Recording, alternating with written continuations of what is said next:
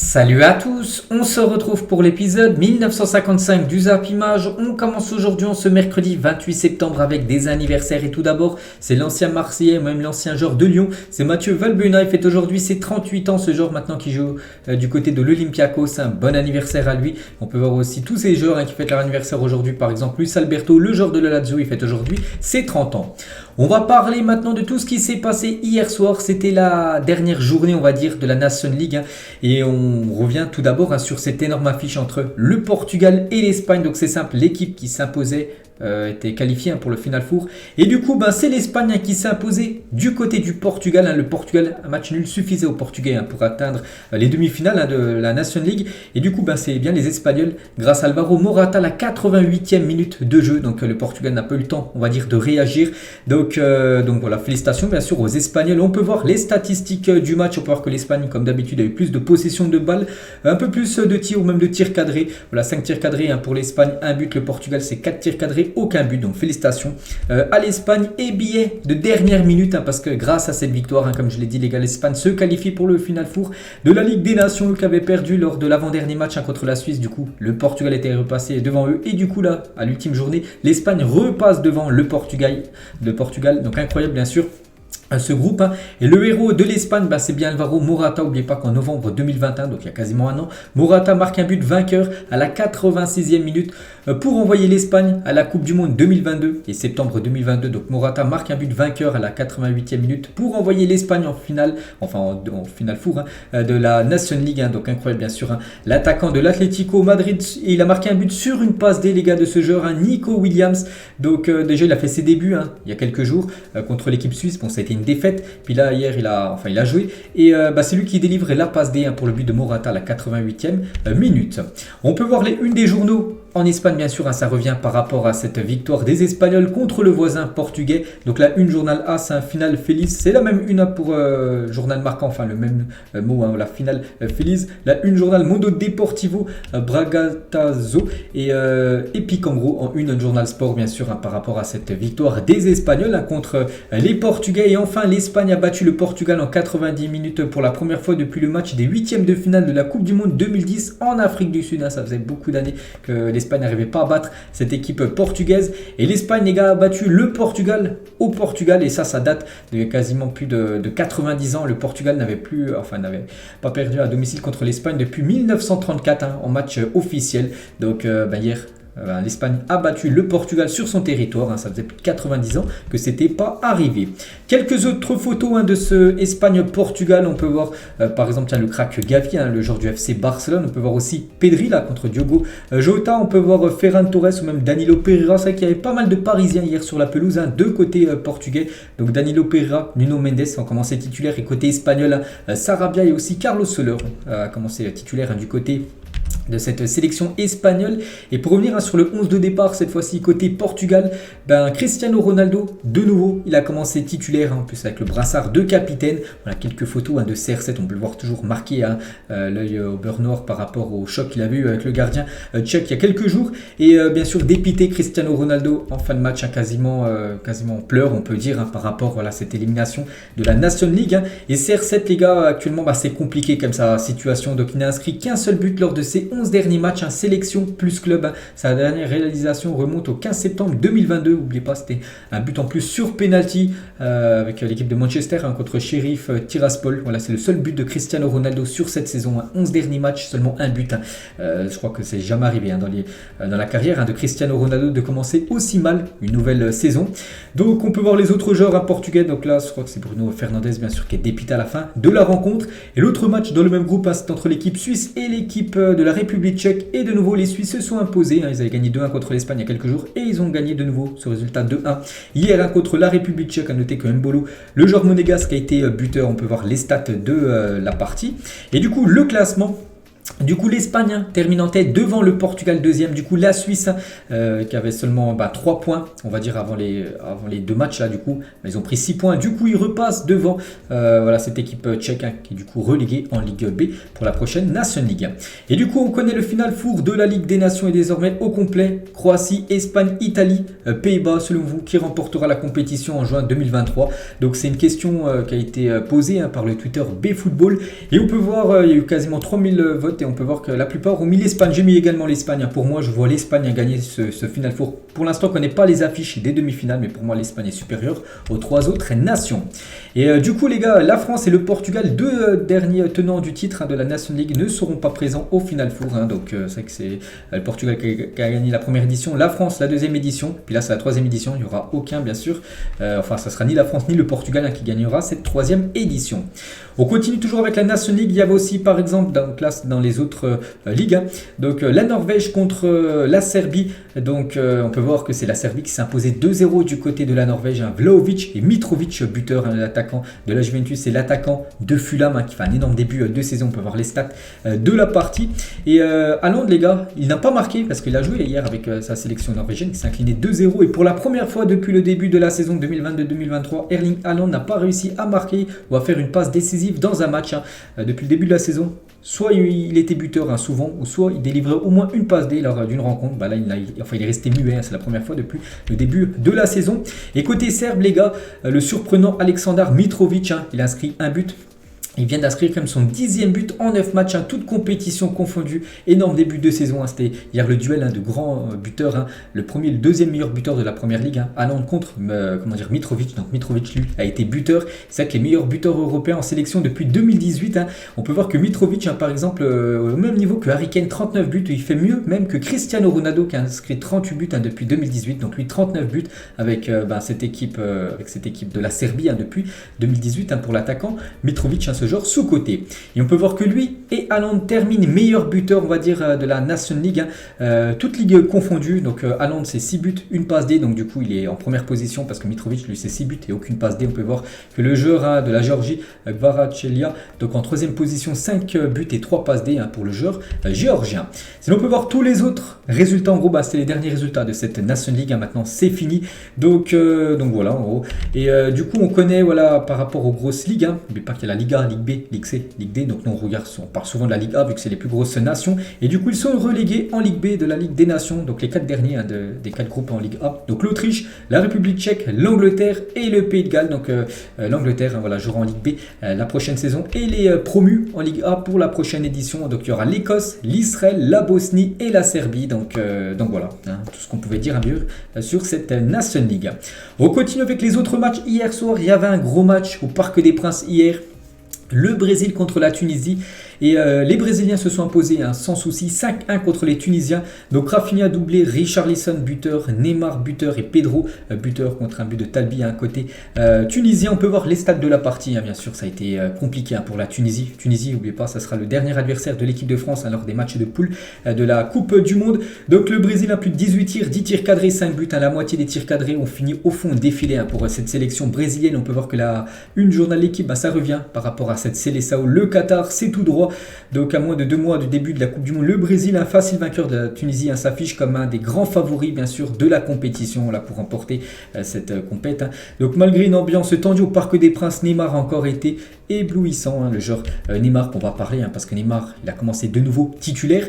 Donc en milieu de terrain, regardez cette attaque avec du Rafinha, Richarlison, Lucas Paqueta, Neymar ou Casemiro ou Fred. Vraiment c'est une énorme team. Vraiment le Brésil, voilà, c'est comme un énorme rouleau compresseur on peut dire. Et Neymar voilà, qui est revenu dans son jardin au Parc des Princes, bien sûr, il connaît très très bien ce stade. Il a été buteur, voilà, Neymar. Donc quelques photos de Neymar, quand il a marqué, il a fait la célébration en train de danser, bien sûr. Donc Vini Junior, il a commencé sur le banc, donc c'est pour ça que Neymar a dansé sans Vini Junior, parce qu'on sait que Vini Junior lui aussi adore danser. Voilà, quelques photos de Neymar après son but. Et Neymar, les gars, déjà, qui avait des stats incroyables en ce début de saison. Et du coup, c'est 13 matchs, 12 buts et 10 passes décisives. N'oubliez pas que lors du match contre le Ghana, Neymar avait délivré 2 passes décisives, donc là sur les 2 matchs, c'est un but et 2 passes D pour Neymar. Donc le Neymar est en feu en ce début de saison, des stats incroyables. Et Neymar les gars avec son but, il s'offre son 75e but avec l'AS Seleção. Il n'est plus qu'à 2 unités de battre le record du légendaire Pelé. Pelé 77 buts, le meilleur buteur de l'histoire du Brésil, et Neymar 75 buts. Donc voilà, ça pourrait intervenir, pourquoi pas la Coupe du Monde, parce que maintenant le Brésil n'aura plus de matchs, ça sera les prochains matchs, ce sera les matchs de Coupe du Monde. Et bien sûr Neymar, on pense quand même qu'il pourrait peut-être marquer des buts à la Coupe du Monde et peut-être dépasser le record de Pelé lors de cette Coupe du Monde. Les seuls 3 joueurs sud-américains ont inscrit au moins 75 buts avec leur sélection, donc Pelé qui a 77, Messi lui qui est à 90 et Neymar qui a 75, donc félicitations bien sûr à ces 3 légendes du football. Et la grosse colère de Neymar, c'est qu'il a été buteur, son équipe s'est imposée, tout ça, mais il a poussé un coup de gueule à la fin du match. Donc par rapport à Rudy Buquet, donc un arbitre français qui a arbitré la rencontre hier, j'ai fait une faute, ma première du match, je prends un jaune, c'est dur, j'ai subi 5-6 fautes par match avec moi, tout est différent, j'ai subi une faute en deuxième période alors qu'on était en contre-attaque, le gars m'attrape, il n'a même pas eu un carton jaune, donc en gros il dit que lui il a fait une faute, il prend directement un jaune alors que souvent il y a des joueurs qui lui fait pas mal de fautes dans les matchs, 5-6 fautes sur lui et ils prennent jamais de jaune. Donc bien sûr il a envoyé un coup de gueule par rapport à l'arbitre de la rencontre hier qui est un arbitre, je vous ai dit, français. On va parler cette fois-ci de Rafinha, double buteur Rafinha et en plus passeur D, donc un gros match du joueur du FC Barcelone, 2 buts et une passe D pour le numéro 19 brésilien. On peut voir qu'il a dansé lui également bien sûr avec le joueur Neymar. Richarlison également a été buteur, le numéro 9 du Brésil. Donc Richarlison, c'est 6 matchs, 4 fois titulaire et déjà 7 buts. Donc il peut faire des ravages bien sûr à la Coupe du Monde, un attaquant de Tottenham. Et lors de sa célébration, donc une banane a été jetée au pied de Richarlison. Lors de sa célébration, l'auteur n'a pas encore été retrouvé, la sécurité le recherche. Bon, je pense que soit il est trouvé ou soit il n'a pas été trouvé, vu que bien sûr le match est fini. Mais bon, voilà, une banane a été jetée au pied de Richarlison après sa célébration. Et on peut voir que donc, le Twitter officiel du Brésil, les gars, malheureusement après l'action, une banane a été lancée sur la pelouse en direction de Richarlison, auteur du 2e but brésilien. Donc le Brésil renforce sa position de lutte contre le racisme et répudie toute manifestation de préjugés. Donc voilà, toujours le même slogan, bien sûr, non au racisme.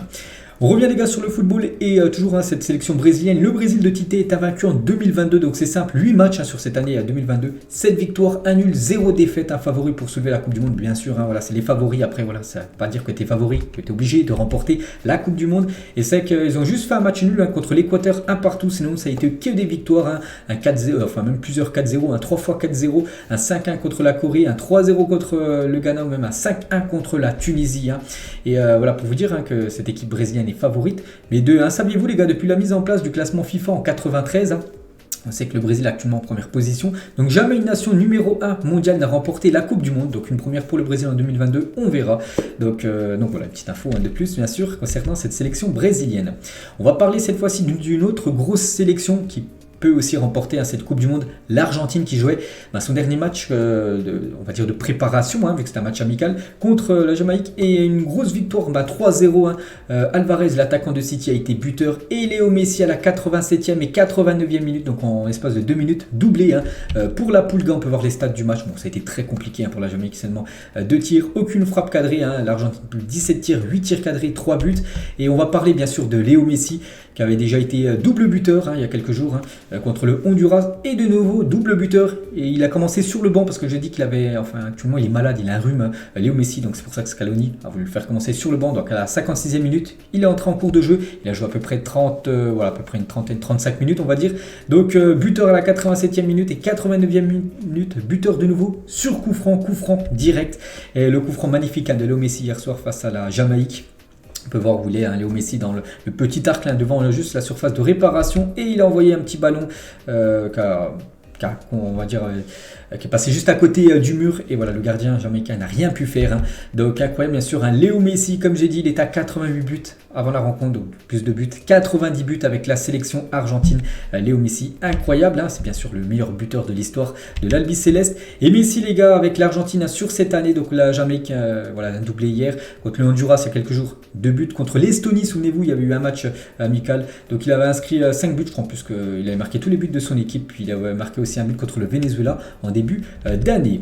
Et toujours avec Messi, on sait que c'est une star planétaire, et Lionel Messi a fait un autographe sur le dos d'un supporter qui est entré sur le terrain en plein match, parce qu'il voulait un autographe tout simplement de Léo Messi. Donc c'était en plein match, c'était même pas la fin du match, c'était juste après le but, et on peut voir le premier but de Messi, goal à la 86e minute. Donc voilà, bon après la sécurité s'est jetée bien sûr sur le supporter, et on peut voir que le supporter a été libéré quelques minutes après la fin du match. Ils ont déjà sorti la personne, et on peut voir le tatouage, enfin pas le tatouage, comment dire, la signature de Messi. On peut voir juste un grand tiret, voilà, un grand L en gros, parce que voilà, Léo Messi n'a pas eu le temps de faire bien sûr la signature, avec la sécurité s'est jetée directement bien sûr sur la personne qui est rentrée sur la pelouse. Et une autre personne aussi est entrée, regardez, il prenait comme une vidéo de Léo Messi, malgré qu'un stadien était en train de plaquer bien sûr cet envahisseur de terrain. Et toujours avec Messi, les gars, une info qu'on a appris là il y a quelques heures. Donc il compterait refuser l'offre de prolongation du Paris Saint-Germain selon le média catalan BTV. Donc je ne sais pas trop ce que ça vaut, moi je vous relaye les infos. Donc parmi toutes les raisons qui l'amèneraient à prendre cette décision de ne pas prolonger l'aventure parisienne, la star argentine n'en pourrait plus de la durée des trajets en voiture à Paris, à cause en gros des bouchons. Donc après bien sûr c'est une info à prendre avec des pincettes, voilà, rien de sûr, parce qu'on sait que Messi prendra sa décision à la fin de la Coupe du Monde. Mais bon, d'après ce site catalan, voilà, Messi refuserait de prolonger du côté de Paris. Et pour continuer avec l'Argentine, son pays, donc 35 matchs sans défaite pour l'Argentine après sa victoire 3-0. Ils peuvent battre le record du monde italien de 37 matchs consécutifs lors de la phase de groupe de la Coupe du Monde. Donc voilà, s'ils perdent pas leurs 3 prochains matchs de Coupe du Monde, c'est eux qui auront le record, cette sélection argentine. Et toujours avec l'Argentine, vu que l'Argentine ne perd plus depuis quasiment plus de 2 ans. Donc Lionel Scaloni, qui est le sélectionneur, prolonge son contrat de sélectionneur de l'Argentine jusqu'en juin 2026, et c'est officiel. On continue avec les autres matchs amicaux qui se sont déroulés hier. Le Canada contre l'Uruguay, 2 nations qualifiées pour la Coupe du Monde. Et c'est l'Uruguay qui s'est imposé 2-0. Donc Nunez a été buteur, voilà, dans cette rencontre. Donc on peut voir déjà les stats du match. On peut voir que c'est plutôt les Canadiens qui ont dominé, qui ont plus de tirs. Mais c'est bien l'Uruguay, 2 tirs cadrés, 2 buts. Très efficace, l'équipe de Darwin Nunez est buteur face au Canada. Et on peut voir qu'il a dédié son but, voilà, à Rojo, qui est blessé, on le sait actuellement, et qui va se faire opérer aujourd'hui en Finlande. On peut voir aussi que le Chili, un autre pays américain, enfin ce continent américain, Amérique du Sud, joue contre le Qatar, pays organisateur de la Coupe du Monde. 2 partout entre ces deux équipes. Arturo Vidal a été buteur côté chilien, et aussi Alexis Sanchez, le joueur marseillais, a été également buteur dans cette rencontre. La Colombie contre le Mexique, un duel de voisins. Et du coup, c'est la Colombie qui s'est imposée 3-2 contre les Mexicains. On peut voir les États-Unis contre l'Arabie Saoudite. Pas grand-chose à dire, 0-0 sur cette rencontre. On peut juste dire que les États-Unis ont dévoilé leur maillot extérieur, voilà, pour cette future Coupe du Monde. Donc voilà, ce sera un maillot bleu pour cette sélection américaine. Le Paraguay contre le Maroc, 0-0 aussi. Pas grand-chose à dire sur cette rencontre. Le Japon contre l'Équateur, également 0-0. Pas grand-chose à dire. L'Algérie, les gars, qui jouait contre le Nigeria, c'est un match amical. Et l'Algérie s'est imposée 2-1 contre les Nigérians. Donc Atal a été buteur, le joueur niçois, et aussi Riyad Mahrez sur penalty contre un but de Mofi, l'attaquant lorientais. On peut voir déjà les stats de la partie. Nigeria, c'était très efficace, enfin 6 tirs cadrés. Bon, après ils ont marqué seulement un seul but, alors que l'Algérie a seulement 3 tirs cadrés, 2 buts. Ils ont été tout simplement plus efficaces. Les Algériens, Riyad Mahrez, comme j'ai dit, un buteur sur penalty. Et côté nigérian, donc c'est Mofi, donc il a encore frappé hier soir un 7e but de la saison pour l'orientais, toute compétition confondue. La Côte d'Ivoire jouait contre la Guinée, et la Côte d'Ivoire s'est imposée 3-1 dans ce match. Sangaré, Doumbia et de nouveau Seko Fofana, buteur. Le joueur de Lens qui avait déjà été buteur il y a quelques jours, donc son 2e but en 2 matchs pour l'éléphant avec sa sélection. Le Sénégal jouait contre l'Iran, score final 1-1 entre ces 2 nations. On peut voir que la République démocratique du Congo s'est imposée 3-0 face au Sierra Leone, en match amical également hier. L'Égypte s'est imposée facilement 3-0 contre le Libéria. Sinon, on peut voir tous les autres résultats, on va dire, des équipes africaines qui ont joué des matchs amicaux hier, bien sûr, pour préparer la Coupe du Monde, ou juste des matchs amicaux, tout simplement pour préparer les qualifications pour la future Coupe d'Afrique des Nations. Et toujours avec la Coupe du Monde, voilà, parce que c'est vrai que j'en parle de plus en plus de la Coupe du Monde, vu que c'est dans quasiment moins de 65 jours à peu près. Dans l'incapacité d'accueillir les supporters de toutes les sélections pendant la Coupe du Monde, le Qatar va mettre en place des navettes en avion pour les résidents des pays voisins. Donc plus de 160 vols par jour sont prévus. Donc son son avion toutes les 10 minutes, qui devrait quitter le Qatar pour aller dans les pays juste à côté du Qatar pour aller loger tout simplement tous les supporters qui vont venir du côté du Qatar. Donc après ça, bien sûr, c'est pas bon pour la planète, parce que les avions, on sait que ça, avec kérosène, tout ça, avec le CO2, bon, c'est pas bon pour la planète avec le réchauffement climatique. Donc voilà une petite info encore de plus sur cette future Coupe du Monde qui fait beaucoup parler. On va parler d'un joueur de l'équipe de France qu'on aimerait voir, bien sûr, dans l'effectif des Bleus pour cette Coupe du Monde. C'est Paul Pogba, une nouvelle coupe de cheveux pour Paul Pogba. Et toujours avec cette Coupe du Monde, les gars. Donc, quand l'équipe de France, donc quand Google prévoit un France-Brésil pour la finale de la Coupe du Monde 2022, donc en gros, quelqu'un a mis l'Estadio Losail Eventos, donc le stade où va se dérouler simplement cette Coupe du Monde. Et c'est marqué Brésil-France le 18 décembre. Donc après, bien sûr, ce serait magnifique de voir un Brésil-France et surtout la France de nouveau disputer une finale de Coupe du Monde. Et toujours avec les Bleus, donc on a parlé de Paul Pogba et les dates de retour espérées pour les Bleus blessés d'après RMC Sport. Donc Pogba, les gars, devrait être de retour d'après RMC Sport le 25 octobre prochain, dans à peu près un mois. D'après ce site, Kanté, Sanko, on va parler juste après. Kimpembe, il lui faut encore un mois. Coman, ce serait le 30 septembre qui serait disponible dans 2 jours. On peut voir Lucas Hernandez début novembre. Théo Hernandez le 5 octobre. Voilà à peu près toutes les dates de tous les joueurs français blessés, à peu près dans quelle date il pourrait revenir, bien sûr, au courant des prochaines semaines. Donc bien sûr, il nous faudra un groupe très solide pour disputer cette Coupe du Monde. Et concernant N'Golo Kanté, les gars, donc il était de retour à l'entraînement avec les Blues hier. N'oubliez pas qu'il s'était blessé début du mois d'août d'une blessure au ischio-jambier. Donc il a fait son retour, et ça bien sûr c'est une bonne nouvelle déjà pour Chelsea, aussi une très bonne nouvelle pour l'équipe de France, le retour de N'Golo Kanté. On va parler d'un autre Français, bon lui je pense pas qu'il sera convoqué pour jouer la Coupe du Monde. Donc c'est Lacazette sur son opération des cordes vocales qu'il a eu là, il y a quelques jours. Ça s'est bien passé, ça s'entend à ma voix. J'ai une opération mercredi et je devais faire attention. Aujourd'hui j'ai repris l'entraînement et malgré cela je serai apte pour le match dimanche.